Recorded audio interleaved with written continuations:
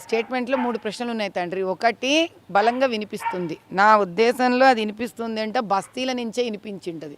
ఎందుకంటే మాధవీలతక్క బస్తీల మనిషి.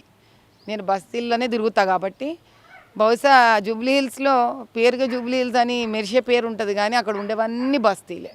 సో బస్తీల పాపం ఎవరో బీదవాళ్లే తలుసుకొని ఉంటారు నన్ను, అదొకటి. ప్లస్ ఏమన్నా ఒకళ్ళిద్దరు కార్యకర్తలు లేకపోతే హిందుత్వం వాళ్ళు ఏమన్నా తలుసుకొని ఉంటారు. ఇప్పుడు రెండో మాట అడిగినావు ఏంది అని అంటే, మరి మీరేమన్నా నిలబడతారా అంటే, నేను నిలబడేది నిలబడకపోయేది పార్టీ నిర్ణయించాలని ఆయన. ఇదేమి నా సొంత పార్టీ కాదు, ఇది నేషనల్ పార్టీ. కాబట్టి పార్టీలో పెద్ద లీడర్ ఉన్నారు, పార్టీ పెద్ద అధిష్టానంలో ఉన్నారు. వాళ్ళ ఆజ్ఞ నిలబడమ్మా అంటే ఖచ్చితంగా నిలబడతా. లేదు నువ్వు క్యాంపెయినింగ్ చెయ్యమ్మా అంటే నేను క్యాంపెయినింగ్ చేస్తా. లేదు నీకేం సంబంధం నువ్వు గమ్మునుండమా అంటే గమ్మునుంటా. కాబట్టి నేను ఈడ నిలబడేది నిలబడకపోయేది అనేది పార్టీకి కంప్లీట్ అధికారం, అధిష్టానము అండ్ ఇక్కడ ఉండే పెద్దల నిర్ణయం. హైదరాబాద్ పార్లమెంట్ ఎన్నికల సందర్భంగా పెద్ద ఎత్తున మీడియాలో కూడా ప్రధానంగా మీ చుట్టే రాజకీయ చర్చ జరిగింది. ఆ తర్వాత మాధవీలత గారు కనుమరుగయ్యారు, పార్టీ కార్యక్రమాల్లో కూడా పెద్దగా కనిపించడం లేదు అనేది కూడా ఉంది. ఎందుకు మేడం ఈ గ్యాప్ ఎందుకు వచ్చింది? అంటే అది మీడియా వాళ్ళే చెప్పినారు, ఇదే మీడియా వాళ్ళే చేసినారు. కాబట్టి నువ్వు మీడియా వాళ్ళతో ఇంటర్వ్యూ చేయాలేమో నాయన నా ఉద్దేశంలో. ఎందుకంటే ఎవరన్నారో ఏమన్నారో నాకు తెలియదు.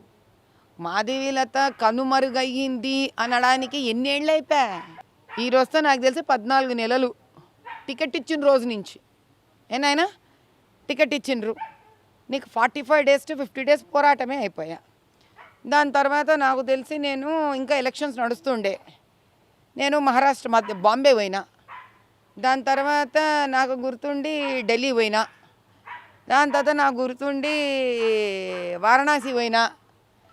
ఆ తర్వాత రిటర్న్ వచ్చిన మన రక్షాపురంలో నల్లపోచమ్మ గుడి ధర్నా చేసిన. ఇది కాక డే టు డే బేసిస్లో ఏదో ఒక పోలీస్ కేసు వస్తుండే, ఎఫ్ఐఆర్ హెల్ప్ చేయమని వస్తుండే, ఏదో ఇబ్బందులు వస్తుండే పోయి ఆ లోకల్గా సమస్యలు కనుక్కుంటూనే ఉన్నా. ఆ తర్వాత మళ్ళీ సికింద్రాబాద్లో ముత్యాలమ్మ గుడి కూడా వచ్చాయి, దాని మీద ధర్నా కూర్చున్నా. ఆ తర్వాత మళ్ళీ స్థానికంగా ఉండే చిన్న చిన్న స్పోర్ట్స్ వాళ్ళు వీళ్ళు వస్తుండే నేను ఆయన కాడికి తిరిగే ప్లేసెస్లో తిరిగిన. 1-2 గవర్నమెంట్ స్కూళ్ళకు కూడా నేను చేతనైన సహాయం చేసిన. ఆ తర్వాత మళ్ళీ ఇది మహారాష్ట్ర ఎలక్షన్స్ వచ్చాయి, ఆడ తిరిగిన. జార్ఖండ్ ఎలక్షన్స్ వచ్చాయి, ఆడ తిరిగిన. ఆ తర్వాత మళ్ళీ నువ్వు చూస్తూనే ఉన్నావు ఇక్కడ నూర్ఖాన్ బజార్లో సమస్యలు వస్తే ఆడపోయినా. ఇది కాక మళ్ళీ ఇదేంటి పంచలింగాలది పోయినా, గడ్డిగన్నారం మలకపేట పోయినా.